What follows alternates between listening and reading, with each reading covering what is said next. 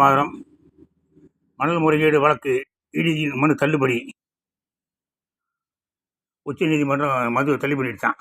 எதற்காகனா, விசாரித்த உயர்நீதிமன்றம் மணல் குவாரிகள் அமலாக்கத்துறை விசாரணை வரம்புக்குள் வராது என கூறி மணல் குவாரி அதிபர்களுக்கு எதிரான வழக்கை ரத்து செய்ய உத்தரவிட்டு சொத்துக்கள் முடக்கத்தையும் நீக்கியது.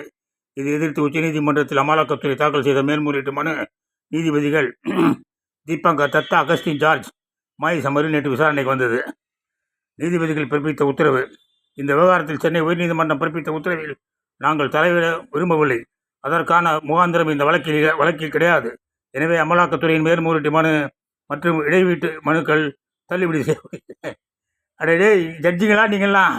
ஃபண்டமெண்டல் டியூட்டின்னு ஒன்று இருக்குது தெரியுமா? 51A 51A.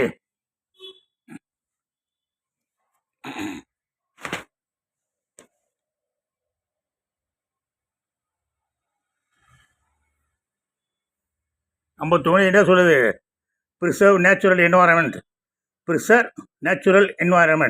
மணல் வந்து நேச்சுரல், மணலை உருவாக்க முடியாது, சரிதானா? உருவாக்க முடியாது, மேனுஃபேக்சர் ஒன்றும் பண்ண முடியாது, அது நேச்சுரல். அப்புறம் சேஃப்கார்ட் பப்ளிக் ப்ராப்பர்ட்டி. மணல் வந்து பப்ளிக் ப்ராப்பர்ட்டி, அது யாருக்கும் சொந்தம் கிடையாது, ஆற்றுக்கு தான் சொந்தம், அது பப்ளிக் ப்ராப்பர்ட்டி. இது தெரியல கேன பயிலுங்க ஹைகோர்ட்டில் உட்காந்துருக்கானுங்க, சுப்ரீம் கோர்ட்டில் உட்காந்துருக்காங்க. ஃபண்டமெண்டல் ரைட் தெரியாதவங்களாம்.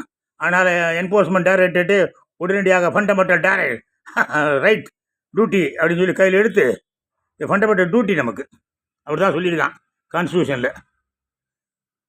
அதனால் என்ன மணலை போனாலும் எவ்வளோ கொள்ளடிச்சாலும் ஜாலியாக இருக்குடா, ஓட்டுக்கு 5000 கொடுத்து ஜெயிச்சு திருப்பி மணலை கொலை பண்ணி கொள்ளையடிச்சு ஆற்றெல்லாம் காலி பண்ணிடுங்க. அப்படியே நல்லா உச்ச நீதிமன்றம் அதில் நல்லா வருது. ஜெயஹிந்த்.